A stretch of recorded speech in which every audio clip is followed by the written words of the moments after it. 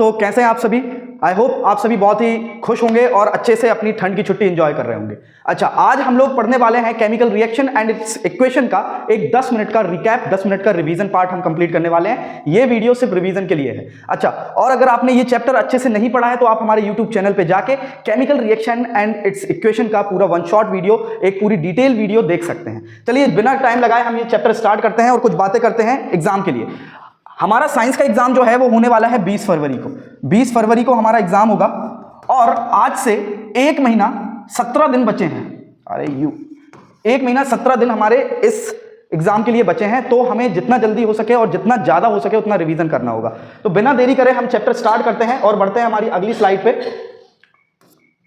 देखिए, chemical reaction आखिर होता क्या है। केमिकल रिएक्शन मतलब होता है कोई भी एक कंपाउंड जब किसी दूसरे कंपाउंड के साथ रिएक्ट करता है और अपने केमिकल कंपोजिशन चेंज करता है, यानी मॉलिक्यूलर लेवल पे उसमें चेंजेस आते हैं और अपनी आइडेंटिटी पूरी बदल के दूसरे में कन्वर्ट हो जाता है। ऐसे रिएक्शंस को हम बोलते हैं केमिकल इक्वेशंस। अच्छा, हम बताएंगे कैसे कि कुछ केमिकल इक्वेशंस हो रहे हैं, तो उसके भी हम कुछ तरीके बताएंगे कि भाई कलर चेंज होते दिखेगा, हमें स्टेट चेंज होगा, कोई सॉलिड स्टेट में होगा वो लिक्विड में कन्वर्ट हो जाएगा या गैस में कन्वर्ट हो जाएगा, गैस इवॉल्व होते दिखेगी, किसी चीज का टेम्परेचर बढ़ रहा है तो हम बोलेंगे केमिकल इक्वेशन रिएक्शन हो रहा है, या फॉर्मेशन ऑफ प्रेसिपिटेट देखने मिलता है। अब ये प्रेसिपिटेट होता क्या है, जब रिएक्शन होता है तो कुछ ऐसे पार्टिकल्स होते हैं जो रिएक्शन में पार्ट नहीं ले पाते हैं और ऊपर से इवॉल्व हो जाते हैं और वो तैरते रहते हैं या सबमर्ज हो जाते हैं। ठीक है, तो ये सारी चीजें हैं जिससे हम बता सकते हैं कहीं भी केमिकल रिएक्शन हुआ है। अच्छा, अब यहां पे देखिए डेफिनेशन सिंपली लिखा है, केमिकल रिएक्शन का डेफिनेशन लिखा है, the transformation of chemical substance into another chemical substance is known as chemical reaction. For example, जैसे कि जंग लग जाना, लोहे में जंग लग जाना, आपके खाने का खराब हो जाना,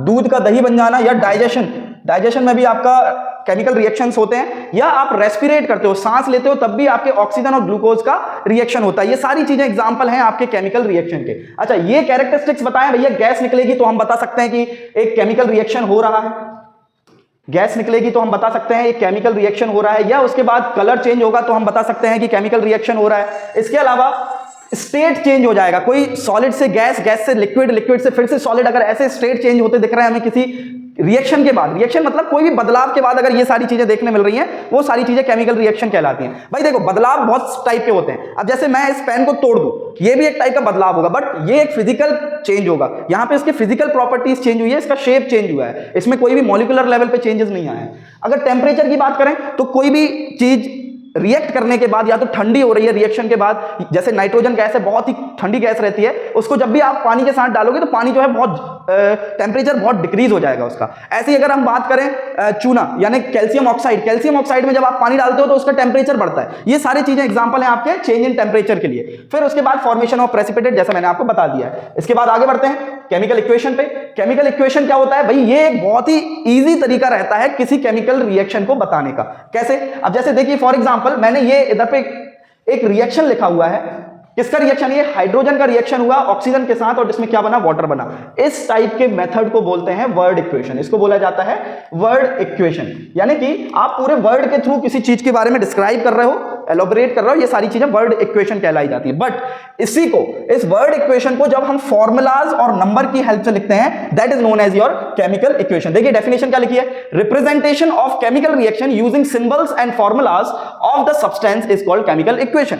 यानी हम बहुत ही इजी तरीके से केमिकल रिएक्शन को जब रिप्रेजेंट करते हैं, क्योंकि अगर हम पूरा वर्ड इक्वेशन लिखेंगे तो वो बहुत बड़ा हो जाता है, एक छोटा तरीका जिससे हम पूरे केमिकल रिएक्शन को एक्सप्लेन कर सकते हैं। अब यहां पे देखिए कुछ वेज दिए गए हैं भैया कि भैया केमिकल इक्वेशन हमेशा बैलेंस्ड होनी चाहिए। अब ये बैलेंस्ड और अनबैलेंस क्या होता है कि भाई जो मटेरियल रिएक्ट कर रहा है, जितनी क्वांटिटी में रिएक्ट कर रहा है, उसका जो प्रोडक्ट बनेगा वो भी उतनी ही क्वांटिटी में रहे। यानी कि एक लॉ है, law of conservation of mass, वो कहता है कि हम मैटर को या मास को कभी ना ही बना सकते हैं ना ही कभी डिस्ट्रॉय कर सकते हैं पूरी तरीके, बस हम उसको एक फॉर्म से दूसरे फॉर्म में कन्वर्ट कर सकते हैं, गैस से सॉलिड, सॉलिड से लिक्विड, लिक्विड से गैस। यही प्रोसेस से हम चीजों का बदलाव कर सकते हैं, ना ही डिस्ट्रॉय कर सकते हैं ना ही बना सकते हैं। अब ये बैलेंस इक्वेशन कहती है कि भाई जितने मॉलिक्यूल आपके रिएक्टेंट में हैं उतने ही आपके मॉलिक्यूल प्रोडक्ट में होने चाहिए। ठीक है, और अगर ऐसा नहीं हुआ, अगर कोई इक्वेशन बैलेंस नहीं रही तो हम उस इक्वेशन को बोलते हैं अनबैलेंस रिएक्शन। जैसे आप यहां एग्जांपल देख सकते हो, जिंक का 1 मॉलिक्यूल, जिंक का 1 मॉलिक्यूल, हाइड्रोजन के 2 मॉलिक्यूल, हाइड्रोजन के 2 मॉलिक्यूल, सल्फर का 1, सल्फर का 1, ऑक्सीजन का 4, ऑक्सीजन का 4, यानी कि ये पूरी बैलेंस रिएक्शन है। बट अनबैलेंस रिएक्शन क्या होती है, देखिए यहां पे फेरस का एक ही है, फेरस यानी होता है आयरन, आयरन को ही बोला जाता है फेरस। Fe का 1 मॉलिक्यूल आपके रिएक्टेंट में था, बट बट यहां पे आप प्रोडक्ट में देखेंगे फेरस के 3 मॉलिक्यूल्स हो गए। ऐसे अगर हम ऑक्सीजन को देखें तो रिएक्टेंट में सिर्फ 1 था, यहां पे आपके 4 हो गए ऑक्सीजन के। और अगर हाइड्रोजन की बात करें तो हाइड्रोजन 2 था और यहां पे 2 ही रहा, बट फिर भी फेरस और ऑक्सीजन बैलेंस नहीं है, इसलिए हम इस इक्वेशन को क्या बोलेंगे, अनबैलेंस रिएक्शन। और इसका एक और दूसरा नाम होता है जिसको हम बोलते हैं स्केलेटल रिएक्शन। ठीक है, स्केलेटल रिएक्शन यानी कि ये पूरा बैलेंस नहीं होता है। चलिए यहां भी कंप्लीट हो गया होगा। अब भाई कुछ और मेथड्स भी होते हैं कि हम एक केमिकल इक्वेशन को कैसे इजी तरीके से और रिप्रेजेंट कर सकते हैं। तो देखिए भाई, by writing a physical states of substance a chemical equation becomes more informative. यानी कि कोई चीज अगर गैस में प्रेजेंट है, आप वहां पर ऐसा जी साइन लगा दीजिए। कोई कंपाउंड या एलिमेंट अगर गैस के फॉर्म में प्रेजेंट है तो आप उसके सामने ऐसे जी लगा दीजिए। लाइक फॉर एग्जांपल ऑक्सीजन है तो मैं उसके नीचे ऐसे जी लगा दूंगा। अगर कोई एलिमेंट या कंपाउंड लिक्विड स्टेट में प्रेजेंट है तो उसमें हम L लगा सकते हैं, जैसे H2O, उसके नीचे हम L लगा देंगे, L यानी लिक्विड स्टेट। ऐसे ही हम सॉलिड के लिए S लगा देते हैं। फॉर एग्जांपल मान लीजिए आपका फेरस है, वो आपका सॉलिड स्टेट में प्रेजेंट है तो हम S लगा देंगे। और कुछ और तरीके भी रहते हैं भाई। कभी अगर जैसे गैस इवॉल्व हो रही है रिएक्शन के बाद तो आप उस गैस को ऐसे एरो बना के ऊपर एरो करके लगा सकते हो। लाइक फॉर एग्जांपल अगर हम देखें फोटोसिंथेसिस का फॉर्मूला आप 5th क्लास से पढ़ते हुए आ रहे हो और सभी को पता भी होगा फोटोसिंथेसिस होता क्या है। भाई जब आपका CO2 प्लस H2O रिएक्ट करता है सनलाइट और क्लोरोफिल की हेल्प से तो वो C6H12O6 बनाता है, प्लस ऑक्सीजन को रिलीज करता है। तो ये जो गैस रिलीज होती है हम उसमें एरो का साइन बना सकते हैं ऊपर। अब कोई गैस अगर लग रही है या प्रेसिपिटेट बन रहा है, प्रेसिपिटेट मैंने बोला था कि कोई एक ऐसा सब्सटेंस जो कि रिएक्शन में पार्ट नहीं ले पाता है और वो अलग ही ऊपर तैरते या सबमर्ज देखने मिलता है। तो जब भी कोई प्रेसिपिटेट बन रहा है तो प्रेसिपिटेट के नीचे हम PPT लिख सकते हैं और उसमें एरो ऐसा नीचे तरफ बना सकते हैं। तो ये कुछ तरीके होते हैं कोई भी केमिकल इक्वेशन को अच्छे से रिप्रेजेंट करने के लिए या मोर इंफॉर्मेटिव, अच्छे से इंफॉर्मेशन देने के लिए सामने वाले को। अच्छा, अब आ जाते हैं हम टाइप्स ऑफ केमिकल रिएक्शन पे। भैया रिएक्शन कितने टाइप की होती हैं? तो सबसे शुरू करते हैं हम भाई केमिकल कॉम्बिनेशन रिएक्शन से। कॉम्बिनेशन रिएक्शन क्या होता है? जब एक सिंगल प्रोडक्ट माय बैड जब दो अलग अलग प्रोडक्ट एक सिंगल प्रोडक्ट बनाए, ठीक है। लाइक फॉर एग्जांपल आपका A प्लस B रिएक्ट करके AB बना रहा है। अब देखिए दो अलग अलग रिएक्टेंट थे और एक सिंगल प्रोडक्ट बना, ठीक है। इस टाइप के रिएक्शन को बोलते हैं कॉम्बिनेशन, यानी कंबाइन करके जब रिएक्शन बनता है, दो डिफरेंट एलिमेंट्स रिएक्ट करके एक सिंगल प्रोडक्ट बनाते हैं। क्या बनाते हैं? Single product. A single product is formed from 2 और more reactant. This is called your combination reaction. This is called your combination reaction. अब इसके बाद अगर हम बात करें डिकम्पोजिशन रिएक्शन, ये उल्टा होता है कॉम्बिनेशन का। जैसे कि फॉर एग्जांपल यहां पे हमने क्या देखा था, दो डिफरेंट रिएक्टेंट थे जिनने एक सिंगल प्रोडक्ट बनाया था। बट यहां पे क्या होता है, a single reactant breaks down to yield 2 और मोर प्रोडक्ट्स। लाइक एक कंपाउंड था ABC जिसको हमने किसी पावर के जरिए रिएक्ट करवाया और उसमें हमारा कंपाउंड मिला A plus B plus C। यानी कि एक सिंगल कंपाउंड को ब्रेक करके डिफरेंट कंपाउंड्स डिफरेंट एलिमेंट्स में या कंपाउंड में ब्रेक करना, this is known as your decomposition reaction. अब भाई यहां पे एक बात आती है, क्या कोई सब्सटेंस रखा रखा अपने आप ब्रेक हो जाएगा? नहीं, उसके लिए हमें कुछ उसमें सोर्स ऑफ एनर्जी लगानी पड़ती है। अब वो एनर्जी हम 3 तरीकों से लगाते हैं, या तो वो थर्मल होगी यानी हम उस पर कोई हीट प्रोवाइड करेंगे, या तो इलेक्ट्रिकल होगी जब हम उसमें इलेक्ट्रिसिटी पास करेंगे, या वो फोटोकेमिकल होगी या फोटोलाइसिस होगा जब उस पर कोई लाइट पास हो रहा है, ठीक है। इन तीनों के ही एग्जांपल आपको यहां पे दिया गया है। जैसे लीड नाइट्रेट, जब उसमें हम हीट प्रोवाइड करते हैं तो वो lead oxide nitrate plus oxygen के फॉर्म में डिकम्पोज हो जाता है, ठीक है। यानी देखिए आप, ये ABC कंपाउंड था एक, अब ये A plus B plus C बन गया, ठीक है। अगर इलेक्ट्रोलाइसिस की बात करें तो यहां पे आपका वाटर का एग्जांपल आ जाता है। जब आप वाटर में करंट पास करते हो तो वाटर में आपके H2 और O2 मॉलिक्यूल्स आयंस जो हैं जनरेट होते हैं। फिर इसके बाद अगर हम बात करें फोटोकेमिकल रिएक्शन की या फोटोथर्मल डिकम्पोजिशन रिएक्शन की, तो उसमें आपका एग्जांपल है सिल्वर ब्रोमाइड।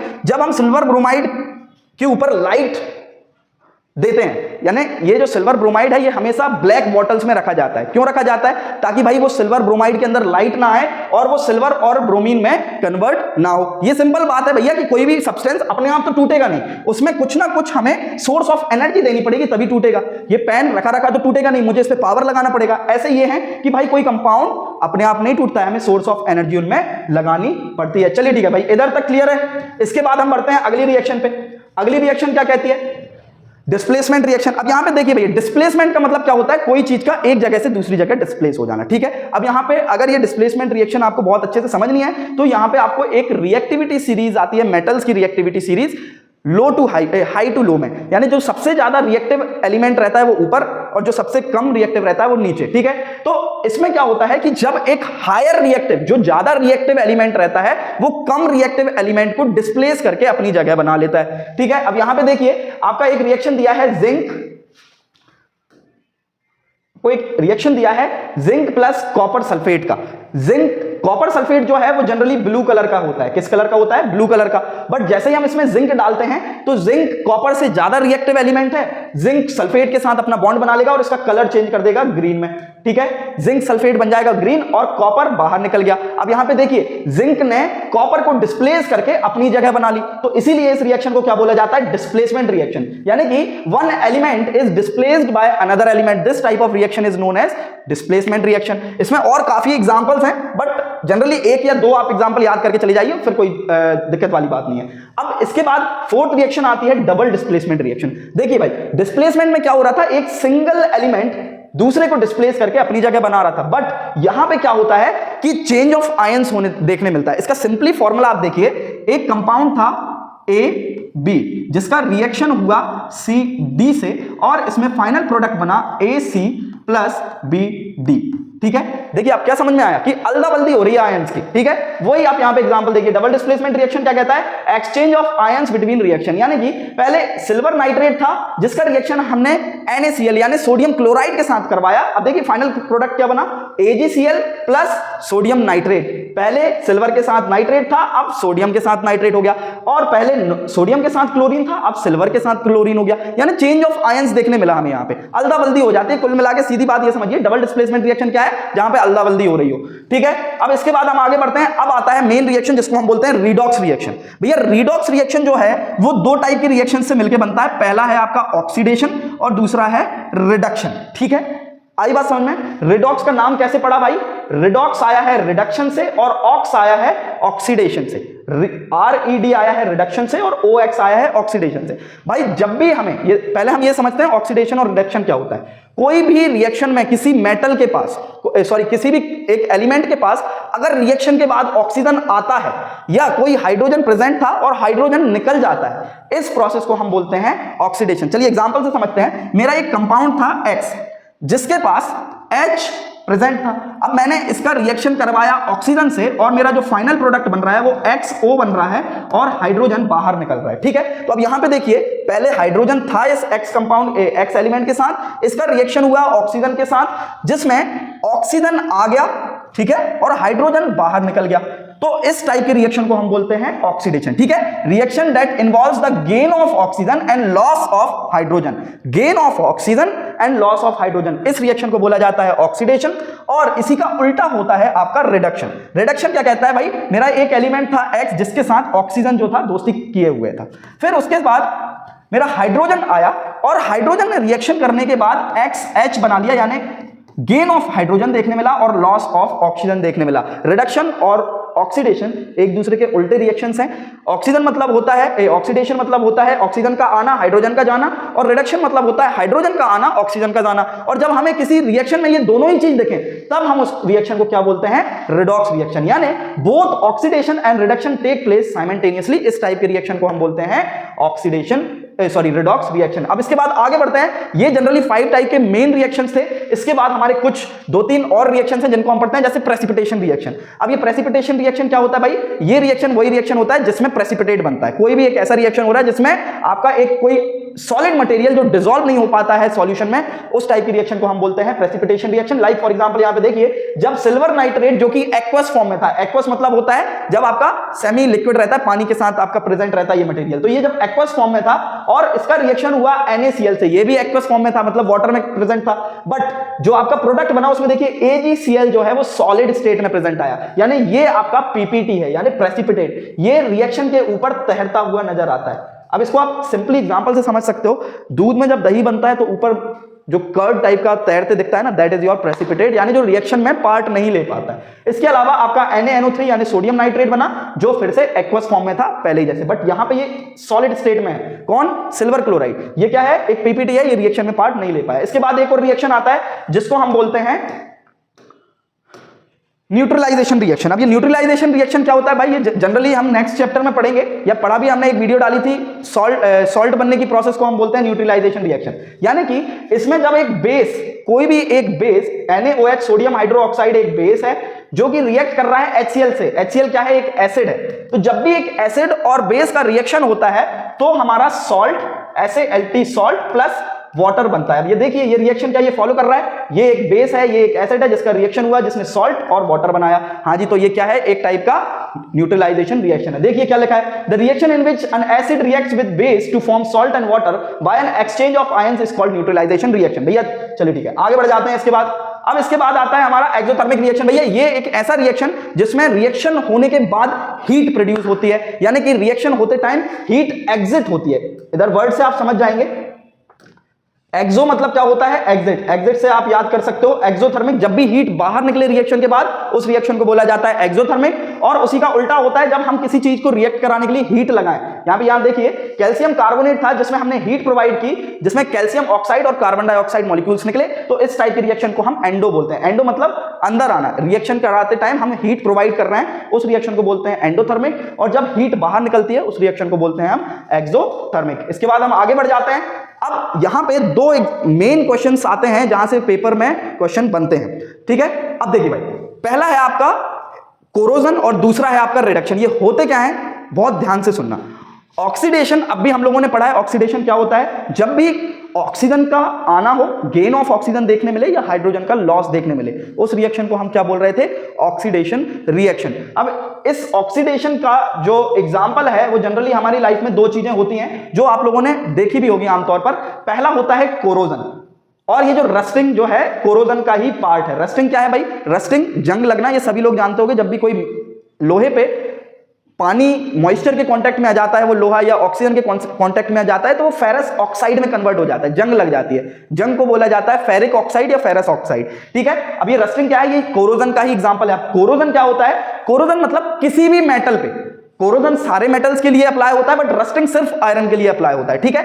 कोरोजन क्या कहता है? The process of slow conversion of metals into their undesirable compound due to their reaction with oxygen, water, acid, gas, फलाना ढिकाना एंड एवरीथिंग, ठीक है। जब भी कोई मेटल ह्यूमिड एयर यानी मॉइस्चर के कांटेक्ट में आ जाए या ऑक्सीजन के कांटेक्ट में आ जाए तो वो क्या करता है?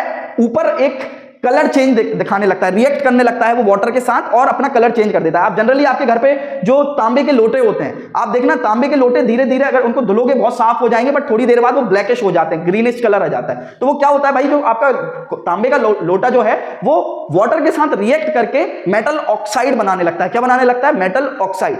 उसी को हम बोलते हैं कोरोजन। अब रस्टिंग जो है कोरोजन का एग्जांपल है। अब यहां पे देखिए, जब आपका आयरन ऑक्सीजन और वाटर के कांटेक्ट में आता है तो वो फेरस ऑक्साइड और वाटर रिलीज करता है, ठीक है। जो आपको बदबू आती है, जंग जो रहती है ना, जहां पे भी आयरन में जंग लगती है तो वो अलग ही स्मेल देता है। तो वो स्मेल काय की रहती है भाई? वो रहती है आपकी फेरस ऑक्साइड की, ठीक है। अब कैसे हम रस्टिंग को या कोरोजन को प्रिवेंट कर सकते हैं, कैसे बच सकते हैं इस सारी चीजों से? तो इसके लिए भाई तीन मेथड है। या तो आप उस पर्टिकुलर मेटल पे पेंट कर दीजिए, तो ताकि आपका वाटर या आपके ऑक्सीजन जो है वो डायरेक्ट लोहे के कांटेक्ट में ना आए, आयरन के कांटेक्ट में ना आए। या आप उसमें ग्रीसिंग या ऑयलिंग कर दीजिए, ठीक है, जिससे क्या है वही सेम बात, ऑक्सीजन और वाटर कांटेक्ट में नहीं आएगा। या आप गैल्वेनाइजेशन कर दीजिए। अब ये गैल्वेनाइजेशन क्या होता है भाई? ये एक ऐसी प्रोसेस होती है जिसमें हम किसी एक मेटल के ऊपर किसी दूसरे मेटल की लेयर लगाते हैं। आपने सुना होगा जो ज्वेलरी शॉप वगैरह वाले रहते हैं वो सोने की परत लगाते हैं, किसी भी पीतल पे या कॉपर पे सोने की परत लगाते हैं। तो वो होता क्या है? वो जनरली इलेक्ट्रोप्लेटिंग होती है, और इलेक्ट्रोप्लेटिंग का ही मतलब इलेक्ट्रोप्लेटिंग जो है वो गैल्वेनाइजेशन का ही एग्जांपल है। जब भी आप किसी मेटल पे किसी दूसरे मेटल की परत लगा दें या कोई दूसरे मटेरियल की लेयर लगा दें, उस प्रोसेस को हम बोलते हैं गैल्वेनाइजेशन, ठीक है। इसके बाद हम आगे बढ़ते हैं। एक और एग्जांपल आता है आपका रेंसिडिटी।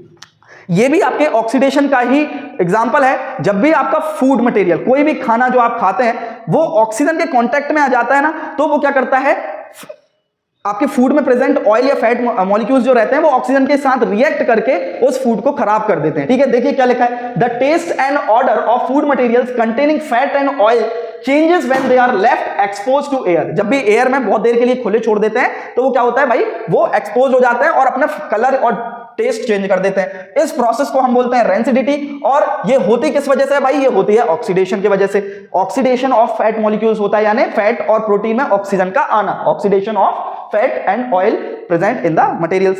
अब इसको बच कैसे सकते हैं भाई हम रेंसिडिटी से, तो देखिए आप एग्जांपल लिखें, बाय एडिंग एंटीऑक्सीडेंट। अब एंटीऑक्सीडेंट क्या होता है भाई, एक BHA और BUM करके एंटीऑक्सीडेंट रहते हैं जिनको हम फूड में डाल देते हैं एज अ प्रिजर्वेटिव, जिससे फूड जो है ऑक्सीजन के कांटेक्ट में कभी आता ही नहीं है। लाइक आपने देखा होगा चिप्स या बिस्किट्स वगैरह रहते हैं, वो हमेशा एक पैकिंग में आते हैं और उसमें एयर फिल्ड रहती है। वो क्यों होती है भाई, ताकि वो एयर ऑक्सीजन को अंदर आने ही ना दे। ठीक है, वैक्यूम पैकिंग, आप उसको ऐसे पैक कर दीजिए किसी भी फूड मटेरियल को कि वाटर और ऑक्सीजन का कांटेक्ट उसके साथ बन ही ना पाए। Third, replacing air by nitrogen. आप उस पैकेट के अंदर, जैसे चिप्स का एग्जांपल दिया, आप नाइट्रोजन को फिल कर दीजिए, क्योंकि नाइट्रोजन जनरली ऑक्सीजन से हल्की गैस होती है, हैवी गैस होती है, और वो क्या होती है आपके फूड के अंदर सेटल हो जाती है, तो ऑक्सीजन ऊपर तैरते रहती है, वो अंदर आ ही नहीं पाती है। फिर उसके अलावा हम बात करें रेफ्रिजरेशन ऑफ फूड स्टफ। आप जनरली उनको फ्रीजर में रखिए या कहीं ऐसी जगह रखिए जहां पे ठंडक हो।